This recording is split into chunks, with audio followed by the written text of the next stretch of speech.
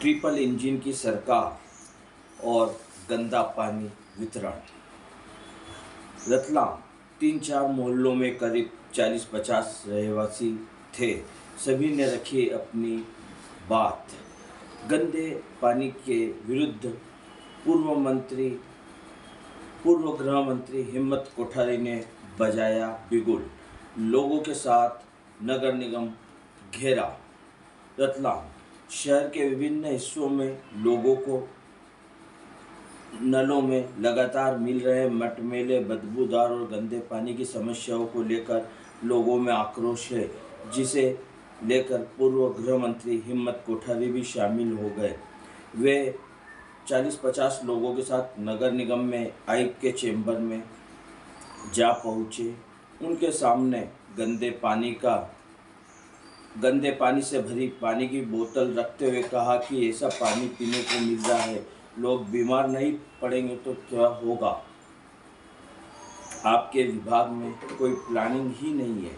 साल भर से इस समस्या से हम लोग जूझ रहे हैं, इसका निदान कब होगा? आपके कर्मचारी नहीं बता पा रहे हैं तो आप बताओ। साल भर से ये समस्या सीवरेज के कारण बहुत विकट रूप ले चुका है। कुछ लोगों ने बताया कि गंदे पानी की वजह से छोटी 4 माह की लड़की को पीलिया हो गया और उसकी मृत्यु हो गई। पहले भी ऐसे कई लोग टाइफाइड और पीलिया के शिकार हो गए। कोठारी के साथ नौलाईपुरा, चौमुखबिल, राम मोहल्ला, पोरवाड़ों का वास, मोती बाबजी का मंदिर, ओझाखाली, खेरादीवाद सहित आदि कई क्षेत्रों के लोग शामिल हुए थे। सभी जगह नलों में गंदा पानी मिल रहा है, जिससे टाइफाइड और पीलिया जैसी बीमारी लगातार फैल रही है।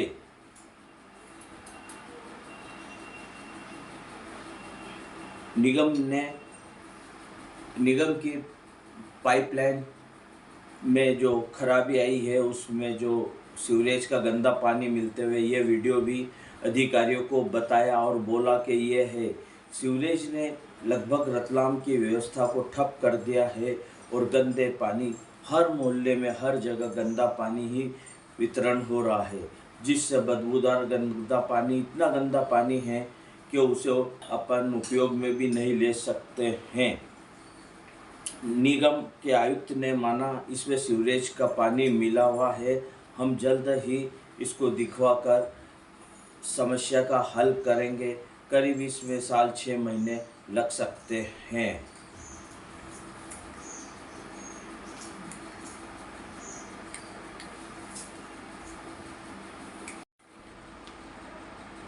सर्दी में पाइपलाइन डालने के लिए खोदी हुई सड़क, बारिश में भी काम अधूरा।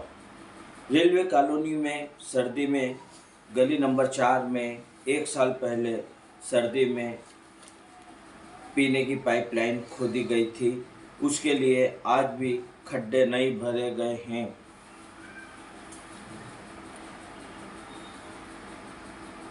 पाइपलाइन डालने के लिए जो सड़क खोदी गई, सर्दी के बाद भी गर्मी निकल गई, बारिश का मौसम आ गया, बाकी अभी तक पाइपलाइन नहीं डाल पाए हैं और न ही खोदी हुई सड़क को भरपाई कर पाए हैं। ऐसे में बारिश आते ही हाल बेहाल हो गए हैं। इस रोड का उपयोग सिर्फ रेलवे के नहीं बल्कि आसपास के 1 दर्जन रहवासी क्षेत्रों के लोग भी उपयोग में करते हैं। रेलवे के संगठन ने बताया यह काम बहुत धीमी गति से चल रहा है और इससे कार्यकर्ता भी नाराज है और भ्रष्टाचार अपने चरम सीमा पर है।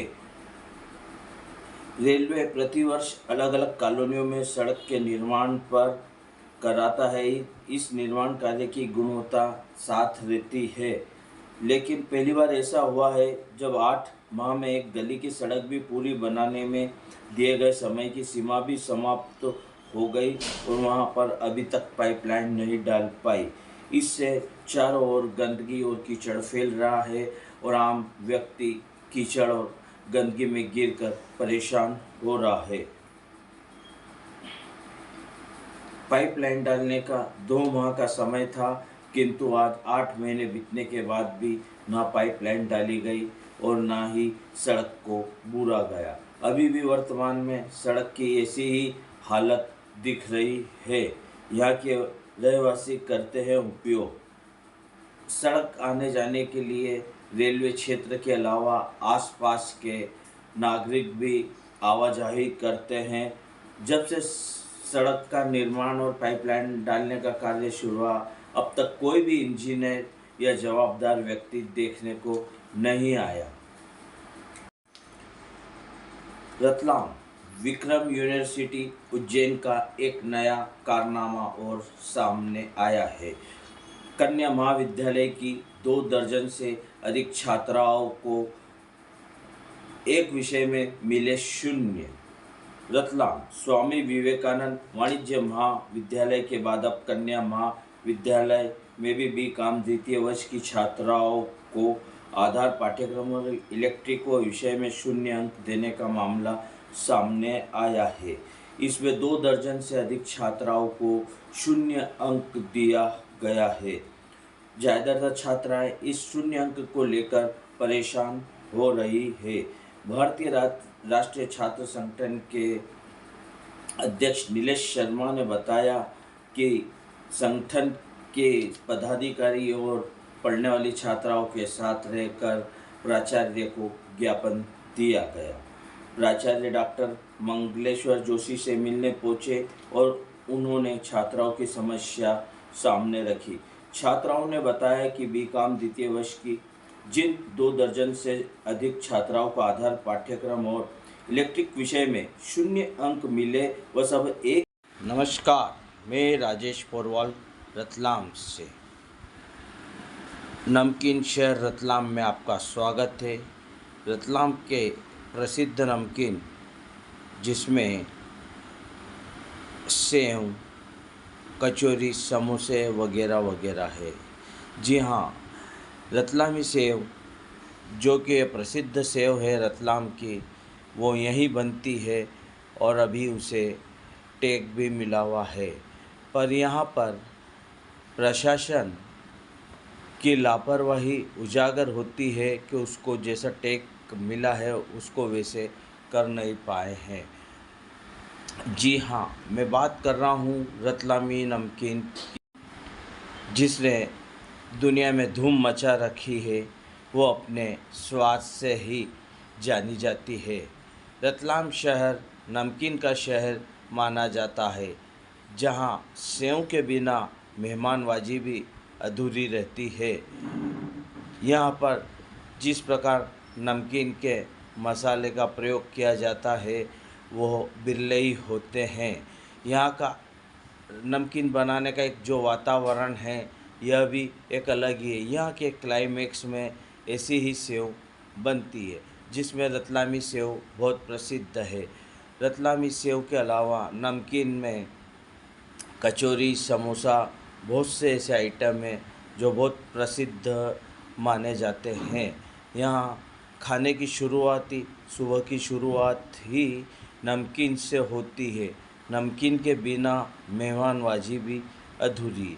तो चलिए मैं आपको बताता हूँ रतलाम नमकीन कैसे बनाते हैं और इसमें कैसे मसाले लिए जाते हैं। हाँ, रतलाम की नमकीन भी तरह तरह की सेव बनाई जाती है। इसमें लौंग और हींग युक्त से रतलामी नमकीन तैयार किया जाता है। एक सेव लहसुन की भी बनाई जाती है जो सब्जी के लिए प्रयोग में लाई जाती है। रतलामी सेव जिसमें लहसुन मिलाई जाती है बहुत तीखी और तेज तर्रार रहती है। उसका उपयोग सेव की सब्जी बनाने में भी किया जाता है। और इसी प्रकार लहसुन के गांठिए जो भी तेज और झन्नाटेदार रहते हैं, खाने के बाद भी इसका स्वाद घंटों तक अपनी ज़ुबान पर रहता है। आइए इस रतलामी सेव में क्या मसाला मिलाया जाता है। जो असली रतलामी सेव हैं उसके अंदर लौंग, काली मिर्ची, हींग ये तीनों का मिश्रण मिलाया जाता है। लौंग, काली मिर्ची और हींग यदि दुगनी कर दी जाए तो वो डबल मसाला वाली सेव रहती है, जो काफ़ी तेज़ रहती है। इसमें एक मीडियम सेव रहती है और एक पोहे के लिए हल्की फुल्की सेव रहती है। इसके अंदर तरह तरह के मसाले नहीं मिलाते हैं। जो ओरिजिनल रतलामी सेव है वह लौंग, काली मिर्ची और हींग का ही स्वाद रहता है। इसमें मीडियम साइज की भी सेव रहती है, जिसमें हींग की सेव कहा जाता है। इस हींग की सेव में काफ़ी देर तक ओरिजिनल हींग जो प्रयोग करते हैं, काफ़ी देर तक उसका स्वाद अपने ज़ुबान पर रहता है। तमाम हिंदुस्तान में तमाम लोगों ने भी रतलामी सेव जैसे बनाने की कोशिश करी, पर नहीं बन सकी, क्योंकि यह रतलाम का ही एक क्लाइमेक्स ऐसा है मालवा का, जिसमें रतलाम में ही ऐसी सेव बन सकती है। कई लोगों ने रतलाम से पानी ले जाकर दूसरी जगह बनाने की कोशिश करी, पर जो स्वाद रतलामी सेव का रहता है वो नहीं बन पाया। इसके अंदर लहसुन वाली जो सेव रहती है, उसके अंदर लहसुन की मात्रा, काली मिर्ची, लौंग और हींग, इसको थोड़ा तेज किया जाता है, जो सब्जी के बनाने में उपयोग आती है और चटपटे रहते हैं। रतलामी नमकीन में भी तरह तरह के नमकीन बनाए जाते हैं। नमकीन के अंदर एक फीके गाठिए रहते हैं, जो बच्चों और बूढ़ों के लिए बहुत ही प्रसिद्ध और अच्छे रहते हैं। बच्चे और बूढ़े उसे आसानी से खा सकते हैं। इसमें रायता बनाने के लिए बूंदी बनाई जाती है। बूंदी भी एक मसाले वाली रहती है और एक फीकी बूंदी रहती है। फीकी बूंदी जो मीठे रायते के लिए काम आती है। इसमें सेव, पपड़ी, चटपटे लहसुन की सेव, मोगर, मसूर की दाल, तरह तरह की अलग टाइप के नमकीन मिलाकर इसको मिक्सचर बनाया जाता है। इसमें एक इंदौरी मिक्सचर भी बनता है, जो कि खट मीठा रहता है, उसका स्वाद भी बेमिसाल रहता है। एक नमकीन मिक्सचर रहता है, जिसके अंदर नमकीन का स्वाद ही आएगा। और रतलाम की सेव में फिर ले चलता हूँ मैं आपको चटोरी दुनिया में। यहाँ की कचौरी भी बहुत प्रसिद्ध है। यहाँ की कचौरी में भी हींग का प्रयोग किया जाता है। लौंग और हींग के प्रयोग से उसका स्वाद भी बेमिसाल रहता है और उसका जो स्वाद है घंटों तक अपनी ज़ुबान पर रहता है, क्योंकि यहाँ के मसाले की ही बात अलग है। तरह तरह के मसाले और ये प्रयोग में किए जाते हैं। अच्छा, रतलाम के सेव की एक विशेषता ये भी है कि कोयले की भट्टी पर जो सेव हाथ से बनाई जाती है, उसका स्वाद तो बहुत ही बेमिसाल रहता है। और एक आजकल एक नई पद्धति मशीन से भी बनाई जाती है। बाकी जो मशीन की सेव रहती है, उसका स्वाद और हाथ के बनाने की सेव से बहुत फ़र्क पड़ता है। 3 साल में हिट एंड रन के 98 प्रकरण, अब तक 42 पीड़ितों को मिली सहायता। रतलाम पिछले 4 सालों में 2022 से लेकर अब तक जिले में 96 ऐसे सड़क हादसे हो चुके हैं, जिनमें 42 लोगों की मृत्यु हो चुकी है, जबकि 55 घायल हो चुके हैं। हिट एंड रन प्रतिकर योजना के तहत ऐसे लोगों को आर्थिक सहायता के केस भी पुलिस प्रशासन ने तैयार करके सक्षम अधिकारियों और बीमा अधिकारियों को भेजकर लाभ दिलाने की प्रक्रिया शुरू कर दी है। अब तक 42 केस में सक्षम अधिकारी ने स्वीकृति दे दी है। बचे हुए केस या तो स्वीकृति में अटके हैं या फिर पीड़ित परिवार की तरफ से दस्तावेज उपलब्ध नहीं कराए गए हैं। दस्तावेजों के अभाव में 4 केस अटके हुए हैं, जिनका कोई निपटारा होना संभव नहीं है। लगातार हो रहे हादसों में आमतौर पर हर साल सैकड़ों हादसे होते हैं और इतने ही लोगों की जान जाती है। घायलों की संख्या इससे ज़्यादा होती है। ज़्यादातर में आरोपी मिल जाते हैं तो घायल और मृतक इस योजना के पात्र नहीं होते हैं। हिट एंड रन प्रतिकार योजना 2022 के तहत सड़क हादसे में मृत या गंभीर रूप से घायल पीड़ित या पीड़ित के परिवार को शासन की तरफ से इंश्योरेंस कंपनी के माध्यम से मुआवजा राशि का भुगतान किया जाता है। हिट एंड रन के केस में अब तक 96 लोगों ने दावा पेश किया है, जिसमें से 92 लोगों को स्वीकृति मिल गई है। चार अन्य ने दावा अभी पेश नहीं किया है। दस्तावेज के अभाव में उन लोगों को स्वीकृति नहीं मिल पाई है।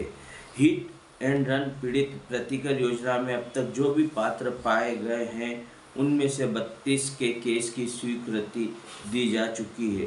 कुछ केस थाना स्तर पर इसलिए लंबित है कि उनके पूरे दस्तावेज परिजनों ने उपलब्ध नहीं कराए या वो लाभ लेना नहीं चाहते हैं।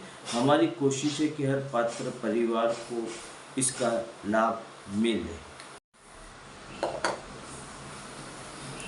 मथुरा के गोविंद नगर थाना क्षेत्र में माया टीला, जिसे स्थानीय लोग आध्यात्मिक महत्व का स्थल भी मानते हैं, उसके पास एक बड़ा हादसा हुआ।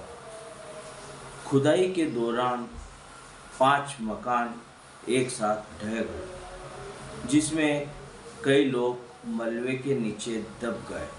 घटना उस समय घटी जब खुदाई के आसपास के निर्माण कमजोर थे, जिससे स्थानीय लोगों में भय का माहौल व्याप्त है। जानकारी के अनुसार तलहट में काम चलाया जा रहा था, जिससे 4 से 6 मकान अचानक धराशायी हो गए और करीब 10 से 12 से ज़्यादा लोग मलबे में फंस गए थे। इसमें से एक व्यक्ति की मौत की पुष्टि हो गई। कईयों की हालत गंभीर है, उनका इलाज चल रहा है। मौके पर प्रशासन ने पहुंचकर राहत कार्य शुरू कर दिया। पुलिस प्रशासन, स्थानीय प्रशासन, अग्निशमन दल, एनडीआरएफ व एसडीआरएफ की टीमों ने राहत एवं बचाव कार्य तेजी से शुरू कर दिया। 3 को मलबे से सुरक्षित निकालकर, जिसमें एक महिला, एक पुरुष और एक बच्चा, उनको घायल अवस्था में ले जाकर उनको हॉस्पिटल में भर्ती करवाया गया। राहत एवं बचाव कार्य जारी है।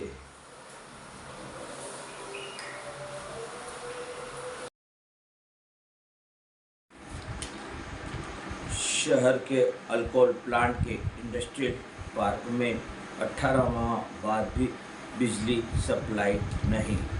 रतलाम शहर के अल्कोहल प्लांट में उद्योगों के लिए भूमि की समस्या दूर करने के लिए नए इंडस्ट्रियल पार्क बनाने की शुरुआत जोर शोर से की गई।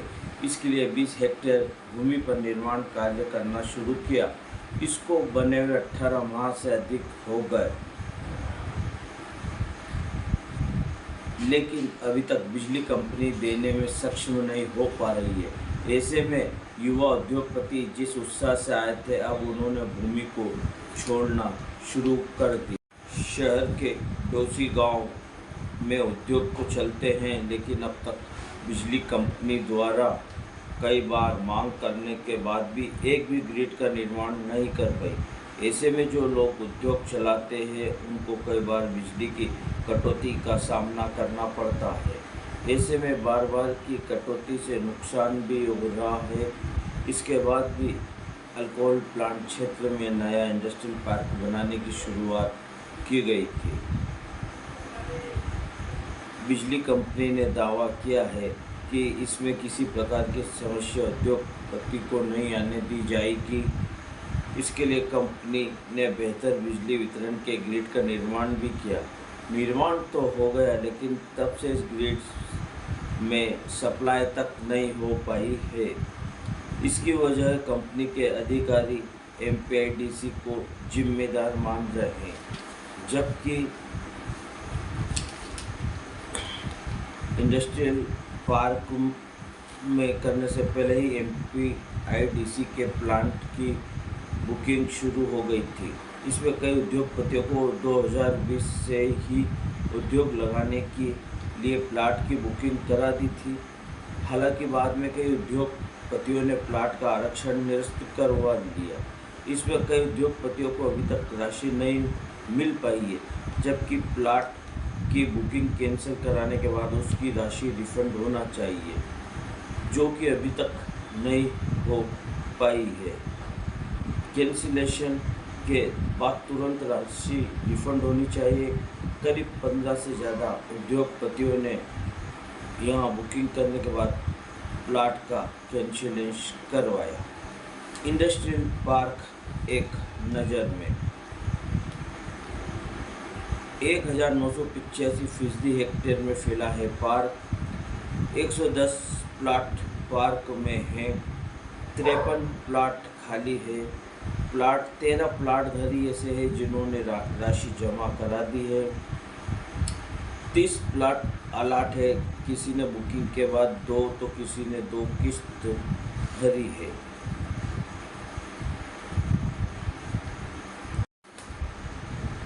फसल बीमा से गैर कर्जदार किसानों का मोह भंग।